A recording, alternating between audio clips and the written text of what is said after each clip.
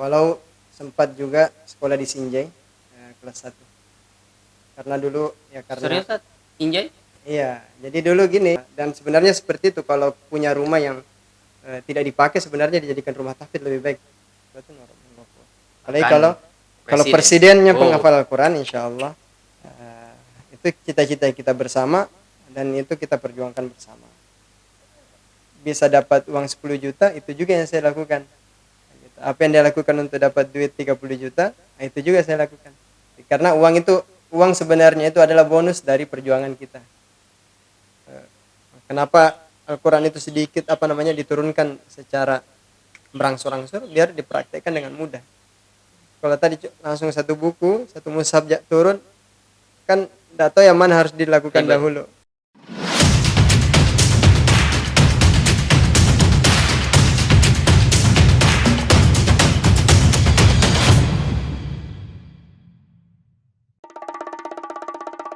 Cek cek Bilal Podcast. Assalamualaikum warahmatullahi wabarakatuh. Waalaikumsalam. Kembali lagi bersama kami di Bilal Podcast. Ya, sebelum kami lanjut bincang-bincang kali ini, kita akan memperkenalkan narasumber kita kali ini. Pertama, beliau seperti yang saya katakan tadi, beliau alumni dari Pondok Pesantren 77. Terus melanjutkan pendidikan di Lipia, Jakarta. Benar ya, Ustaz ya? Dan sekarang sudah menjadi mudir mudir juga di salah satu pondok tahfidz di Jakarta. Alhamdulillah. Dan plus beliau juga terbilang ahli dalam berbisnis. Please welcome Ustadz Ahmad Siddiq LC. Assalamualaikum Ustadz. Waalaikumsalam warahmatullahi wabarakatuh. Bagaimana kabar Ustadz? Alhamdulillah sehat. Insyaallah saya bahagia nih diundang di sini. Iya, kami lebih bahagia lagi. Keluarga sehat Ustadz ya? Alhamdulillah sehat semua. Masih keluarga di Jakarta semuanya? Ya keluarga kecil saya di Jakarta, Iya. keluarga besar di Kalimantan dan di Sulawesi. Sebelum ke 77 sempat sekolah di mana Ustadz? Eh, nah, SD, SMP gitu. kan saya masuknya di 77 kan ini kelas biasa ya. Jadi lulus SD sebenarnya. Iya. Jadi SD saya itu di Tarakan, di SD Muhammadiyah 2 Di Tarakan. Tarakan. Ya. Walau sempat juga sekolah di Sinjai kelas 1. Karena dulu ya karena Serius Ustadz? Injay? iya, jadi dulu gini. Enggak Ustadz, Afwan. Ya, Lahirnya asalnya dari mana Ustadz? ya lahir di Tarakan. Kalimantan. Ya, Kalimantan Utara hari ini. Nah, ibu meninggal itu di setahun setelah saya lahir. Otomatis orang tua titip saya di tante paman. Di Sinjai. Ya di Sinjai.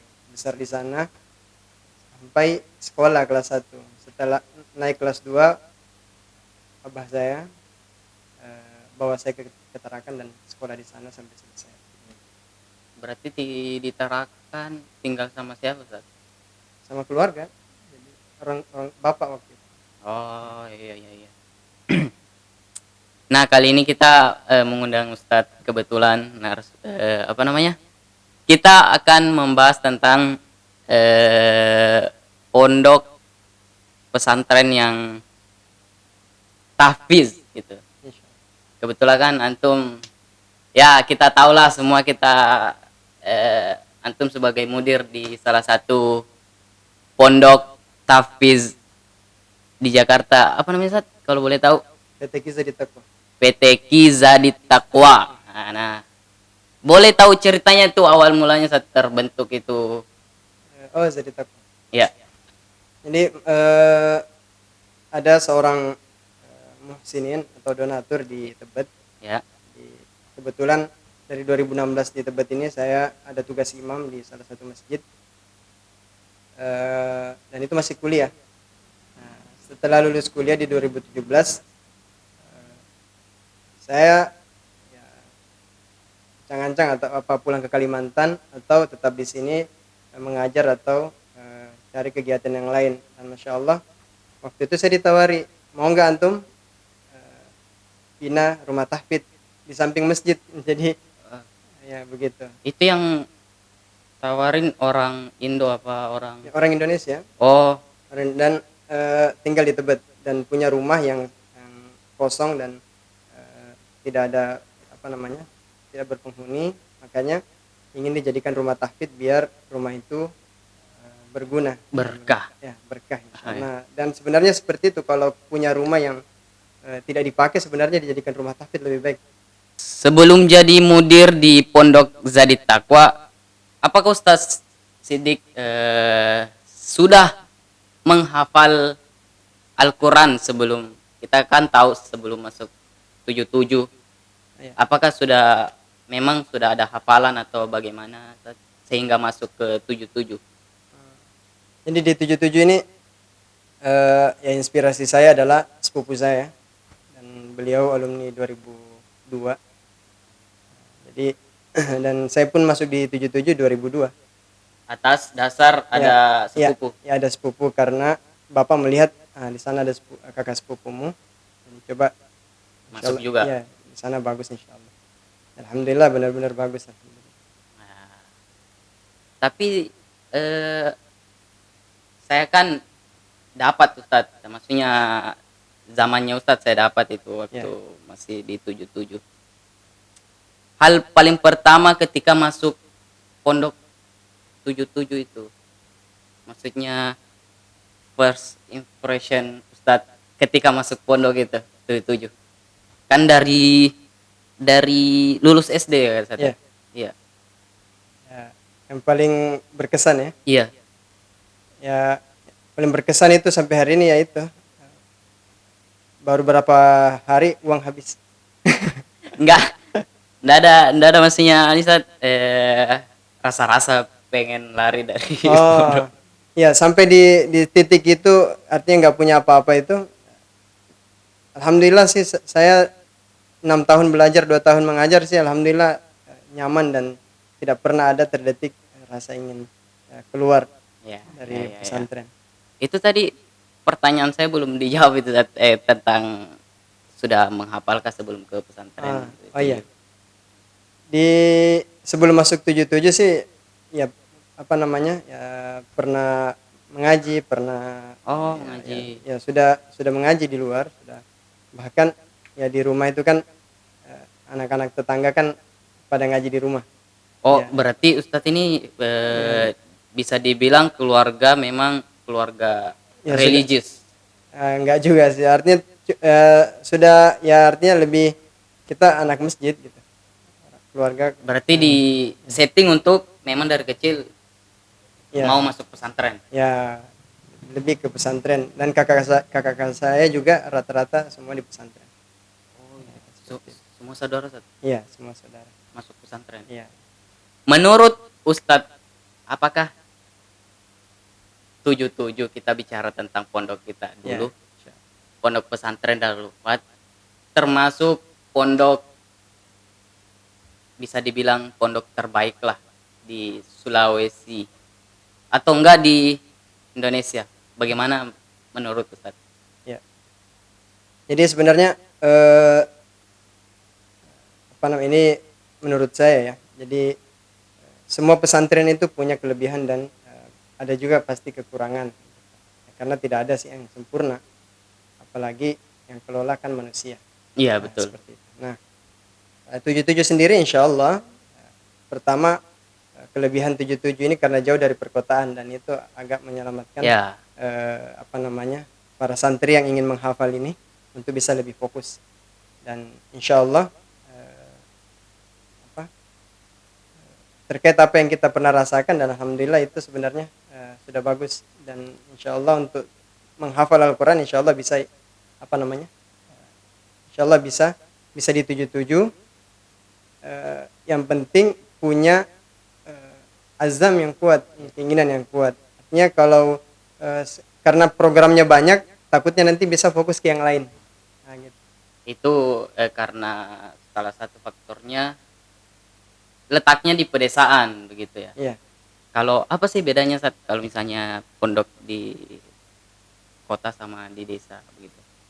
Jadi Ada nggak berefek nggak tentang misalnya kita kan mau menghafal ya, Al-Quran, ini semua ya betul. Ya kalau dari segi tempat di harus daerah lebih enak, pertama cuaca bagus. ya betul betul Nah betul. kalau di kota ini kan belum suara kendaraan, belum lagi polusi, belum lagi apa namanya al-ariyat, orang-orang yang Ramai. ya ramai, terus banyak yang buka aurat, kan itu semua Iya. mengganggu sebenarnya Oh iya. dari segi konsentrasi. Nah kalau di daerah kan hampir-hampir kita dapati ya apa agak steril gitu dari Ya, segi apa yang saya sebutkan tadi, dan itu salah satu keunggulan. berarti tujuh ini bisa dibilang lah Ustaz ya. Iya, Pondok salah satu lah, bukan. iya. Ya karena nggak bisa kalau cuma satu, takutnya nanti orang ke sana semua dan itu tidak tidak tidak cukup. Mana aja itu. Jadi memang kebaikan itu di mana-mana ada. Iya betul. Jadi bisa di Sumatera, bisa di Jawa, bisa di Sulawesi, bisa bahkan bisa di Papua sana sebenarnya. Yang penting sistem itu diperbaiki, terus SDM-nya ditingkatkan.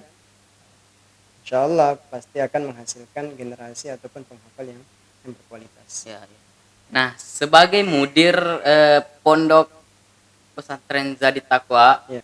apakah yang Ustadz dapatkan dari 77 yang lalu Ya. diterapkan di pondok yang Ustadz bangun ini? Oh, yang saya bina ini ya. Iya. Alhamdulillah, jadi di 77 ini kita hidup 8 tahun, tapi rasanya sampai hari ini pun juga masih di 77 rasanya. Wah, kenapa Ya. bisa Ustadz? Ya, ya Karena karena lingkungan ya, kita. ya, kita membuat diri kita ini seakan di pesantren. Nah, gitu. Jadi mempesantrenkan diri gitu. Ya. Jadi walaupun kita di luar, tapi ya serasa seperti ada ustadz yang mengawasi kita ataupun menasihati kita. Nah, seperti itu. Dan saya pun dari segi sistem, dari segi pembelajaran, disiplin, banyak hal memang yang saya ambil dari apa yang pernah saya pelajari dan apa yang pernah saya jalankan di Darul Hufat. Dan beberapa hal yang mungkin saya juga input atau apa namanya ambil dari sumber-sumber lain berdasarkan pengalaman teman, dan itu alhamdulillah kita cobakan, dan 1 tahun alhamdulillah berhasil. Ya, kemarin alumni waktu wisuda ya saat itu ya, Iya. yang ada 30 juz. Iya, alhamdulillah. Kebetulan juga alumni 77. ya, alumni 77. Ya, Kami sempat hadir. Ya, alhamdulillah beliau sudah di Yaman sekarang. Alhamdulillah. Ustadz kan kami kenal dulu sebagai Ustadz sadis. Bukan sadis sih, Ustadz. Lebih ketegas kalau bahasa zaman sekarang. Dulu kami pernah, itu ada cerita tuh Ustadz. Dulu kami pernah disuruh angkat air dari sumur belakang sampai sumur KMI. Ya. Disuruh kasih penuh bak. Ya. Bak lagi. Ya. Apa? Sumur. Sumur. Masa sumur disuruh kasih penuh? Wadah. Ini jatuhnya Ustaz Mustafa Ustaz ya. Kalau saya mengkamal terus Ustaz. Alhamdulillah. Cerita-cerita kayak gini maksudnya hal-hal yang begini Ustaz, apakah sebuah bentuk kekerasan atau paksaan atau bagaimana? Iya. Jadi ya beginilah yang dalam sistem menghafal Al-Quran ini. Ya, menghafal Al-Quran. Jadi apa namanya? Al-Quran ini kan susah dihafal kalau tidak ada cinta. Nah, jadi sebenarnya bagaimana menanamkan cinta ke santri sebenarnya ini, itu adalah salah satu cara yang lebih efektif untuk mendidik penghafal Al-Quran. Nah, yang dulu-dulu itu ya mungkin karena kita kan enggak lihat dari mana-mana, yang kita lihat dari siapa yang ngajar kita, siapa yang didik kita, kemudian kita mendidik, kita mengajar, itu pun juga yang kita ajarkan karena memang tidak ada sumber. Ya, tidak ada sumber. Nah, semenjak kami belajar di sini, alhamdulillah kita belajar ilmu nafs. Setelah keluar itu. Ya, setelah kita keluar di sini kita belajar ilmu apa namanya, ilmu psikologi, ya kan, Ilmu nafs. kepribadian. Ya. Akhirnya ya kita tahu bagaimana apa namanya, memberlakukan suatu disiplin kepada anak Iya, kecil, iya. terus remaja, terus yang berumur dewasa.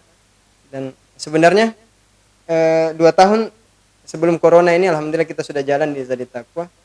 Hmm.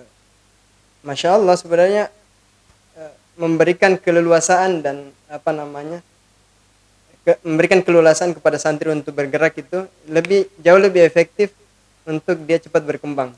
Tapi ada disiplin yang harus Oh ditaati. iya, Nah, apa? keleluasaan. Keleluasaan bukan berarti bebas, Ya Ustaz, ya. bukan bebas tapi ya memberikan apa namanya, memberikan saran, memberikan. Soalnya mereka punya cara. Nah, kalau kan tidak semua apa yang saya punya belum tentu bisa juga dilakukan. Ya, betul. Ya kan? Jadi memang kita punya opsi banyak gitu. Titik negatif sebenarnya Iya. kalau memang ya itu membina banyak orang. Iya, betul. Nah, itu kekurangannya itu di fokus. Karena kan kita susah untuk memegang anak satu-satu. Iya, iya, iya. Nah, tapi kalau kita membina cuma hanya 20 sampai 30, kita bertiga atau berempat, nah itu bisa lebih efektif untuk menyeluruh Pembelajaran. ya pembelajaran dan sentuhan pendidikan.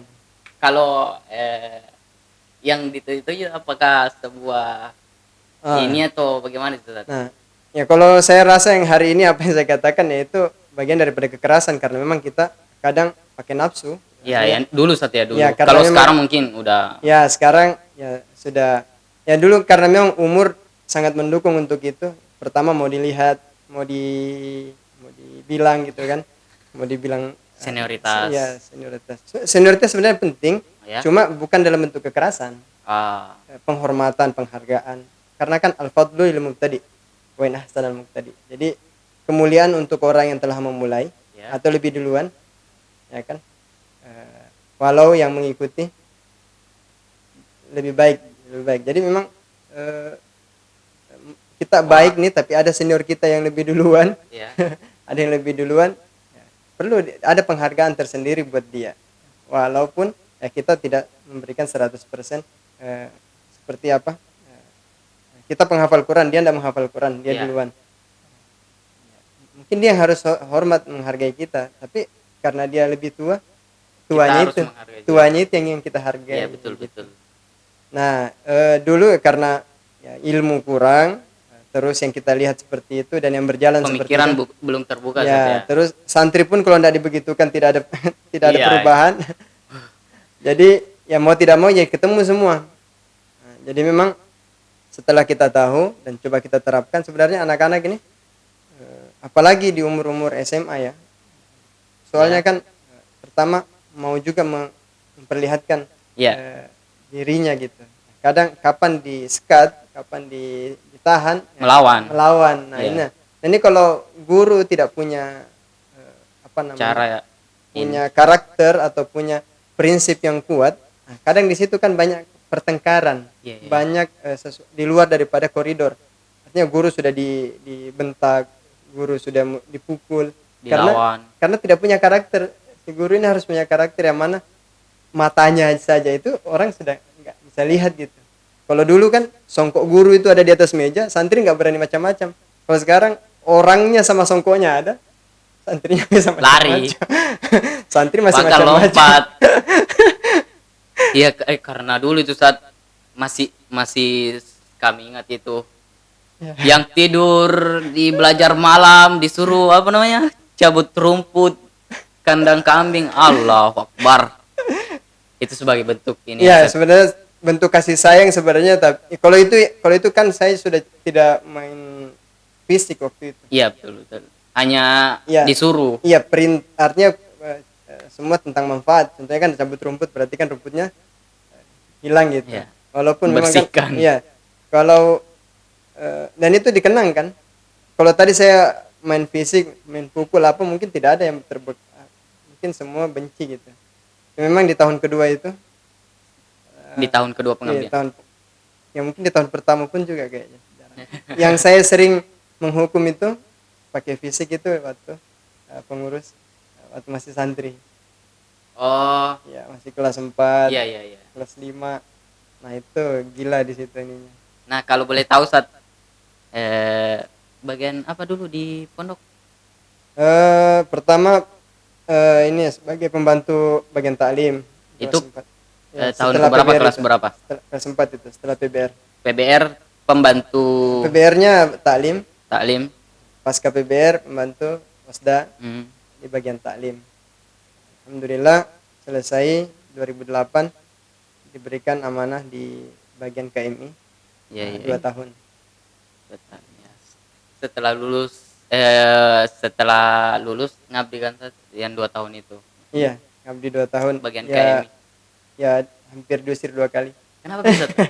Kenapa bisa ya cerita cerita dadakan bisa dikasih masuk di podcast Sat? Ya begitu ya, karena orang Kamisan ya kita di luar gitu.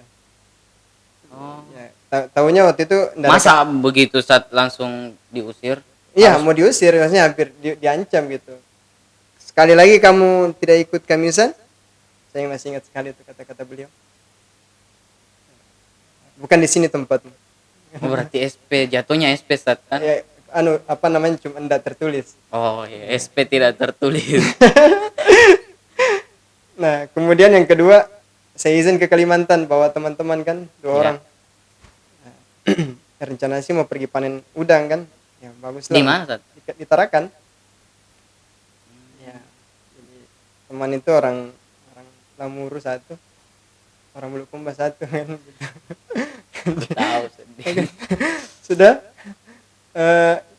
pas sampai di Tarakan, kata kakak saya belum siap dipanen. Wah, Aduh. terus ya udah kita mau pulang. Terus pulang pakai apa? Nggak ada uang. Pakai ini, pakai gabus gitu kan. Sulawesi Kalimantan pakai gabus, wah insyaallah. Saya kan, waduh. Jadi memang sudahlah. Ya akibatnya kita sudah jauh begini kan. Ya, ya Bismillah lah. Pulang. Nggak pulang. Oh. Ya, tunggu panen itu. Jadi saya masuk tambak itu, masuk empang itu. Baru hari kedua masuk empang, orang sudah pada pulang semua. Oh, wajar saat mau diusir kalau gitu wajar. Kayaknya saya terlambat 10 hari. Oh, 10 hari. Jadi Masya Allah pulang kita ke 77 itu. Ya itu. hampir Tidak ada. diusir. Tidak ada kata-kata yang keluar dari mulut beliau itu, kecuali ya mungkin ujung-ujungnya keluar gitu. Tapi Masya Allah, Allah masih sayang kita, pimpinan masih mau melihat kebaikan buat kita, ya kita dikasih kesempatan untuk memperbaiki. Jadinya 2 tahun. Padahal ada pelanggaran yang besar. Ya, tapi Masya Allah saya belajar banyak dari itu aja. Alhamdulillah. Ya. Nah, di podcast kita ini Stat, ada namanya menanggapi sebuah statement. Ya. Statement. Bagaimana menurut Ustadz? Yang pertama, menghafal atau mendalami Al-Quran tidak boleh mencampur adukan dengan pelajaran duniawi. Ini berarti judulnya fokus ya. Artinya fokus. Ya. Ya, kalau Maksudnya mencampur nggak ada adukan kan campur-campur. ya. Sebenarnya ya kalau mau lebih maksimal ya harus seperti itu, fokus. Dan itu yang coba saya lakukan di Zadi Taqwa, dan memang target 1 tahun atau 1,5 tahun memang dapat, dan ya 90% bisa duduk gitu. Ya. Bisa duduk 30 juz. Karena fokus. Kalau tadi kita ada pembelajaran lain, takutnya nanti ke sini gitu. Bahkan santri ini kan di umur-umur mereka lulus SMA. Ya. Saya hadapkan mereka 3 pandangan besar gitu, atau 3 keinginan besar yang mereka, walaupun mungkin mereka belum berpikir untuk itu, tapi saya bilang di umur-umur begini rata-rata kalian punya 4 keinginan besar ini. Apa itu? Pertama, menghafal Quran. Makanya Anda datang ke sini. Yang kedua, Anda ingin bekerja karena tidak mau membebani orang tua lagi. Ya kan? Anda harus punya uang. Yang ketiga, Anda harus kuliah. Kan saya sudah lulus SMA. Ya kan? Yang keempat, saya mau nikah. Teman saya sudah nikah gitu. Nah, 4 hal besar ini tidak bisa digabung secara satu waktu. Kalau mau kalau mau maksimal. Iya, iya. Jadi memang harus, makanya saya doktrin teman-teman dengan pemikiran saya bahwasanya Anda harus menghafal Quran dulu. Selesai ini, makanya kan kita target cuma 1 tahun, kan sebentar. Ya, Kalau memang maksimal mungkin 1,5 tahun. target 1 tahun. Ya. Nah setelah itu kan bisa kuliah. Kuliah sambil kerja itu ya memang ndak apa namanya, ndak rekomendasi juga sih. Tapi bisa lah kayak kita ini. Iya tapi kalau mau maksimal, Iya, ya harus rata-rata orang yang maksimal ini nanti setelah kuliah itu baru kerja. kerja, atau nanti mungkin S2 yang mungkin jarang apa di master, magister, nanti kan kurang tuh, kurang. Nah nanti kerjanya itu nanti mensupport kuliahnya. Iya, betul. Artinya Baik dalam segi biaya segi atau biaya maupun kualitas pembelajaran, Iya, karena ada benar. langsung praktek. Iya. Nah, kalau S1 kadang kuliahnya timur, kerjanya barat gitu. Belum lagi ya kegiatan-kegiatan Ya belum di kegiatan ini. yang lain. Makanya kadang selesainya pun juga tidak maksimal. Makanya santri sebenarnya saya sebenarnya bukan dukung untuk tidak kuliah ya. Tapi saya katakan menghafal Quran itu profesi. Menghafal Al-Quran itu Profesi. profesi. Ya karena kan dia punya tingkatan banyak. Hmm. Menghafal Quran, terus menghafal qiraah. Ya. Quran yang qiraah asyarah. Habis itu belum tafsirnya. Ya kan? Jadi besar sebenarnya. Kalau Anda ini punya cita-cita duniawi terus menghafal Quran, sebenarnya kan turun sebenarnya. Iya.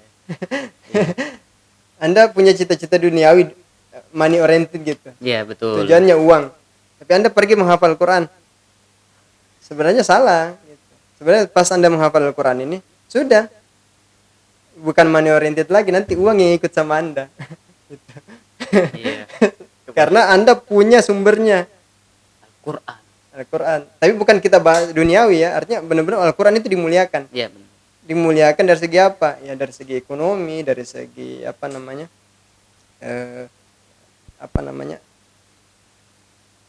Pedoman juga.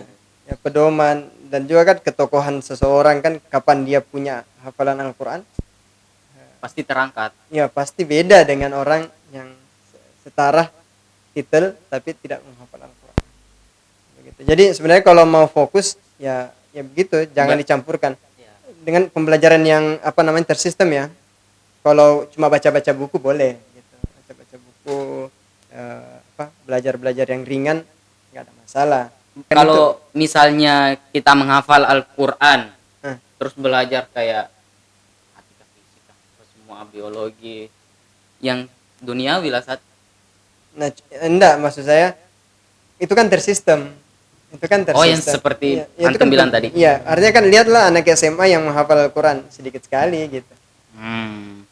Kalau tadi sampai 50% berarti kan bagus tuh. Itu kan nggak ada, kan? Paling dalam satu sekolah itu 1-2 orang. Gitu. Tapi kalau dalam waktu yang bersamaan, Ustaz. Nah itu yang saya tidak rekomendasikan kalau menurut saya, iya. karena itu tadi apa ya, orang kan harus fokus. Makanya dulu ulama kan mempelajari Al-Quran dulu, kemudian mempelajari yang lain. Berarti ilmu akhirat dulu terus duniawi gitu. Nah, ya enggak juga sih. bukan begitu sih maksudnya. Sebenarnya kalau kita mau dunia sebenarnya ini kan cuma di tangan ini. Ya. Ya kan? Cuma di tangan. Jadi sebenarnya belajar untuk dunia kan ya gimana ya maksudnya? Boleh asal tidak meninggalkan Akhirat. yang akhirat. Cuma kan sekarang kan banyak orang tertitik pada satu fokus yang sebelah. Iya, betul. Ya kan ini benar-benar ditinggalkan. Ada juga yang di sebelah sini saja, yang ini tidak ada. Yang ideal adalah bagaimana Anda juga ahli ibadah, Anda juga punya uang. Iya, benar. Nah, statement kedua, Ustaz. Seorang penghafal Al-Quran sulit mendapatkan profesi yang populer di masyarakat. Ya, taruhlah seperti dokter, Ya, apa sih yang populer, profesor iya. atau ya gitulah Sat. Gimana Kalau menurut antum? nah kalau menurut saya sih untuk saat ini memang yang apa agak sedikit ya yang Sedikit maksudnya apa Sat? tokoh-tokoh kita yang menghafal Al-Quran. Tapi Hmm. masya Allah berapa tahun ini kan Ada sepertinya ini Sat, kayak bupati, gubernur dulu kan yang iya itu punya. berarti kan sedikit gak kalau kalau banyak kan berarti kan islami gitu Iya, ininya. betul. karena karena memang itu pilihan memang ada beberapa gitu tapi belakangan ini kan kampus-kampus besar itu malah membuka apa namanya peluang buat penghafal Iya, Al-Quran. saya juga dengar itu Sat. Iya, Kayak mau masuk kedokteran iya, ini iya, kalau ada bakat, bukan bakat Sat ya. Kalau penghafal Al-Quran ya ada dimudahkan ya dapat begitu. beasiswa. Ya siswa. Artinya ya berarti eh, ini kesempatan besar sebenarnya. Ya. Kita juga bisa belajar ilmu-ilmu apa namanya ilmu alat perangkat kan. Ya. Juga kita punya hafalan Al-Quran. Sebenarnya Zadi Takwa ini tujuannya seperti itu. Jadi Oh, pasca SMA menghafal Al-Quran dulu, kemudian kuliah. Nah, jadi apapun kuliahnya dia punya Al-Quran. Jadi kan yang kita cita-citakan bersama kan bagaimana suatu saat orang teknik itu penghafal Al-Quran. penghafal Al-Quran kita artinya akhirnya kan nanti ndak macam-macam nanti. Jadi yang tadinya aspal itu 10 cm kan benar 10 cm bukan jadi 5 cm Oh, gitu. larinya ke sana. Iya, Wadah. karena penghafal Quran yang mengamalkan Al-Quran. Ya, Nah, betul. seperti itu. Besok-besok ada apa namanya? Ada apa namanya? Gubernur gitu, penghafal Al-Quran yang betul-betul mengamalkan Al-Quran. Insyaallah jadi baldatun thayyibatun wa rabbun ghafur. Apalagi Akan kalau presiden. presidennya Oh, penghafal Al-Quran insyaallah itu cita-cita kita bersama dan itu kita perjuangkan bersama. nggak sulit juga ya saat kalau dibilang sulit, nggak sulit kan? Maksudnya ada contoh-contoh Iya banyak kita yang tokoh kita banyak yang penghafal Al-Quran. Tapi secara jumlah masyarakat Indonesia ya, sedikit ya, ya, gitu. ya, Tapi ya. kalau apa namanya yang sudah ada beberapa kita lihat ini, alhamdulillah banyak. Beliau juga terjun terbilang ahli dalam berbisnis. Ahli Sejak ya? kapan saat mulai berbisnis? Nggak ahli sih, lagi belajar. Ya, semuanya begitu saat. Iya. Kalau ahli itu ya mentor saya. Gitu. Oh, Kalau saya belajar, ya sebenarnya apa? Bisnis itu kan selling. jualan. Ya, selling is business. Jadi siapa yang mau bisnis ya harus jualan. Ya. Kalau jualan insya Allah bisa jadi bisnis. Seperti itu. Jadi memang dari 2014 ini saya 2014. ya 2014 saya kan alhamdulillah rezeki apa namanya dapat rezeki buat nikah gitu. Setelah nikah otomatis kan kita harus punya penafkahan. Sebelum jadi takwa itu saat atau bagaimana? Iya jauh sebenarnya. Jauh ya. Nah, alhamdulillah mulai jualan-jualan gitu kan. Tapi ya apa namanya ya jatuh bangun. Dan alhamdulillah di 2020 kemarin Hmm. di bulan 5 saya ditawarin sama teman untuk gabung di bisnis yang sekarang ini. Kalau boleh tahu apa tuh saat?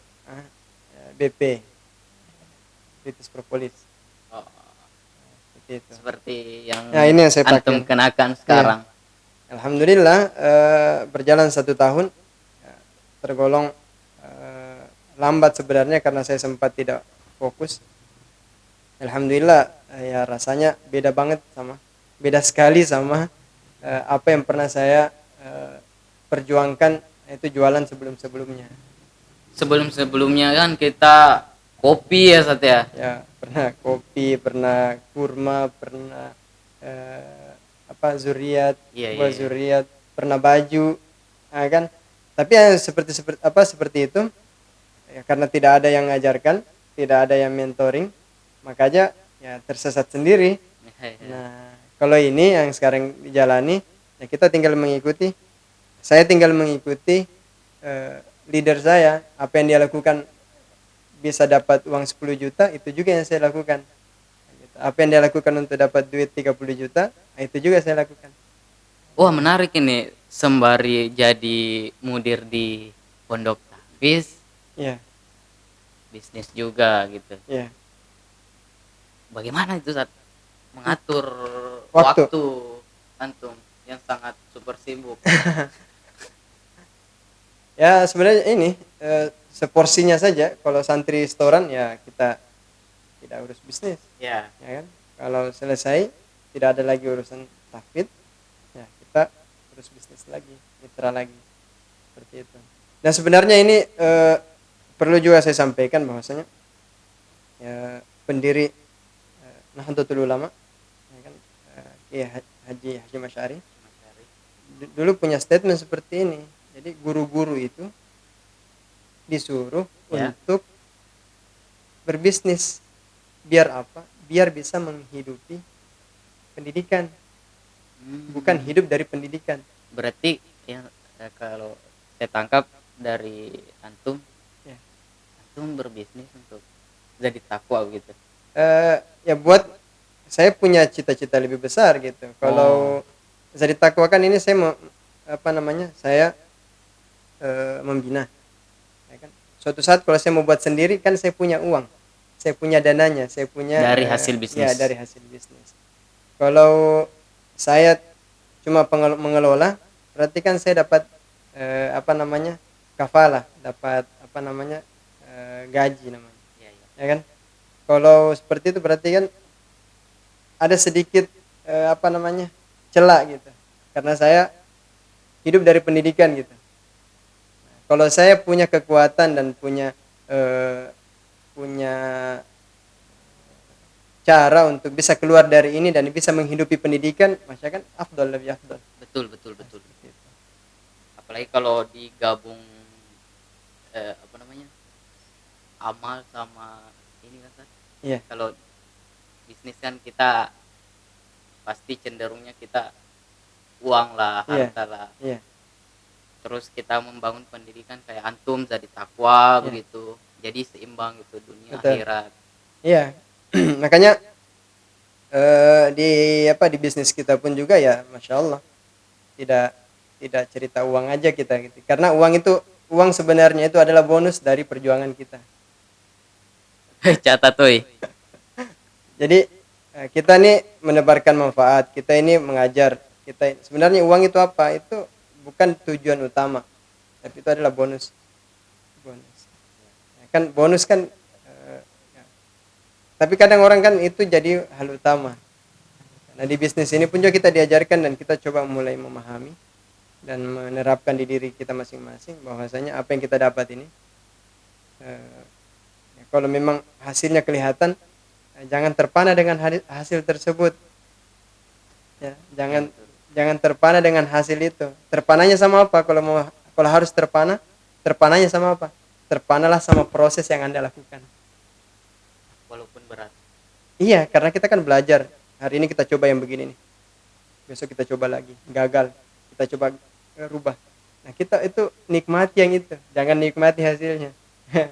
Ini lebih indah ini proses ini. Nikmati prosesnya. Ya. Dari pondok memang sudah kepikiran buat berbisnis atau bagaimana? Oh, enggak. Enggak ya dulu. Ya. Jadi memang enggak ada. Jadi dulu juga berpikir buat kerja-kerja itu kuliah juga enggak. Gitu. Jadi saya mulai bisnis sebenarnya ini 2013. 2013 itu teman yang ngajak untuk jualan pulsa. Nah, di kontrakan itu ada garasi. Kebetulan ada dulu yang ngontrak sebelumnya itu juga jual pulsa. Jadi karena apa namanya etalasenya nggak di bawah, Ya. kita gunakanlah buat jualan kan. Saya lihatlah, modal kita cuma ratusan Ada ribu. keuntungan dalam situ. Akhir bulan jadi jutaan gitu kan, berapa juta dibagi dua. Nah, tidak lama kita mau lanjut kontrakan itu ndak dikasih, makanya pindah ke rumah yang tidak ada garasinya, ya kan, makanya tidak lanjut lagi usaha. Dan di situ saya punya apa namanya, punya cita-cita dan punya keinginan untuk eh, berjualan atau berbisnis. Ditambah lagi Ah, ditambah lagi nikah. Nah, untuk nikah itu kan mendorong kita untuk mencari nafkah. menuntut kita untuk Ya. ya betul betul Nah, mau tidak mau pikiran harus bertambah lagi. ya, diputar, dan alhamdulillah ya Allah mudahkan rezeki dari apa namanya, setelah setelah nikah. Kami meminta buat pesan untuk suatu lembaga yang menampung orang-orang yang ingin menghafal Quran atau tahfiz gitu.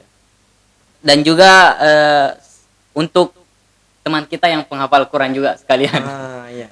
Nah, ini apa namanya, teman-teman penghafal Al-Qur'an ya. Jadi kita ini lemah sebenarnya ya, Ya. karena kadang kita menghafal di satu waktu saja. Ya kan, artinya di pesantren Ya. selesai sudah Lepas. ya lepas gitu. Atau kuliah ada materi Al-Qur'an. Kuliah itu saja. Setelah lulus tidak lagi. Sebenarnya Al-Qur'an ini harus dibaca setiap hari. Harus dibaca setiap hari, harus di apa namanya? Kalau itu hafalan harus dimurojaah setiap hari.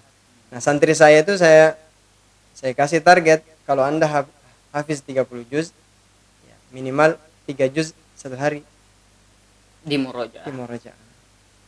Jadi 10 hari itu kembali lagi juz satu. Iya Ya kan? benar. Kalau kuat bisa 5 juz dan itu maksimal. Minimal 3 juz, maksimal 5 juz. Tapi ya karena orang yang menghafal di atas 5 itu takutnya tidak konsisten.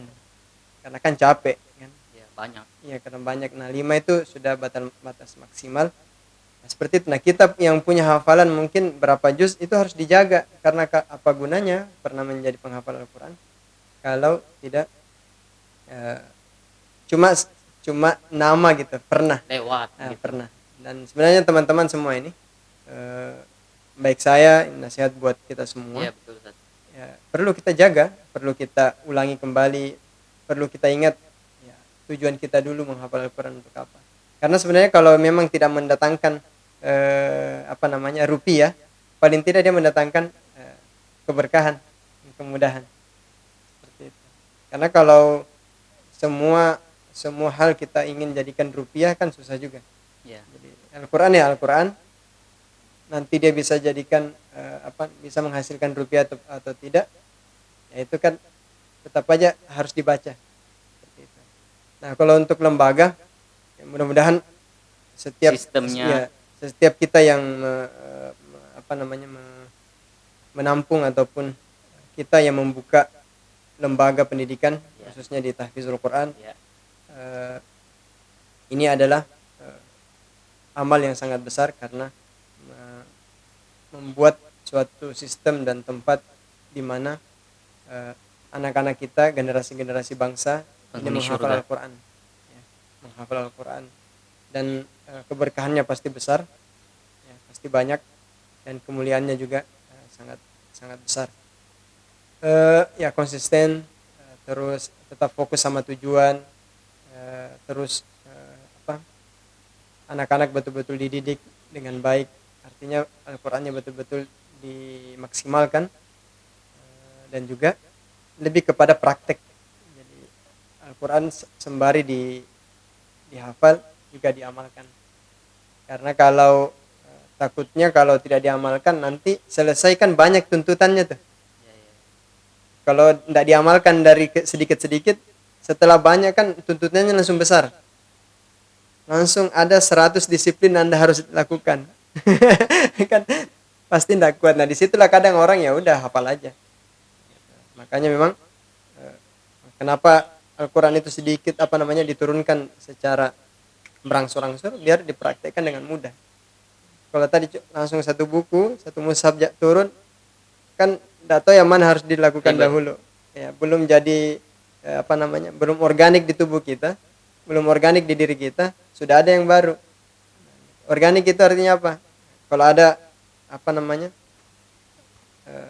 ada orang lapar, kita tidak berpikir lagi tuh kasih apa tidak ya, kasih apa tidak ya. Nah, itu belum organik namanya. Harus inisiatif dulu. Ya, jadi kalau organik itu lihat orang lapar atau orang mau nyebrang ya, mau nyebrang, ada orang susah nyebrang itu. Jadi kalau kita yang sempat langsung, jadi jangan lihat oh itu nanti di Inisiatif. ya langsung. Kasih Itu ini. organik namanya. Nah, rata-rata perintah-perintah di Al-Quran ini kan harus organik gitu. Nggak boleh lihat perempuan, nggak boleh langsung, jangan Jangan lihat.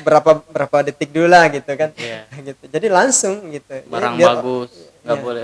Iya, jadi organik. Jadi pas ada larangan nih, nah, gitu. Itu organik. Nah, itu karena kita lakukan sedikit demi sedikit apa yang kita baca, apa yang kita pahami, terus kita lakukan. Itu mungkin pesan untuk saya dan untuk kita semua. Nah, oke teman-teman, saudara-saudara semua, ya seperti yang kita kutip dari pembicaraan tadi, kata Ustadz Siddiq, tetap konsisten, murojaah terus yang bagi yang kita sebagai penghafal Al-Quran. Ya, sekian podcast kita kali ini. Jangan lupa untuk selalu support Bilala Podcast di Mimbar 77 Channel. Like, comment, subscribe, share semua. Terima kasih Sat untuk Sama-sama. kedatangannya kali ini. Iya. Mungkin di episode berikutnya bisa kami undang lagi. Insyaallah. Amin. Amin. Ya semuanya, sekian. Terima kasih. Assalamualaikum warahmatullahi wabarakatuh.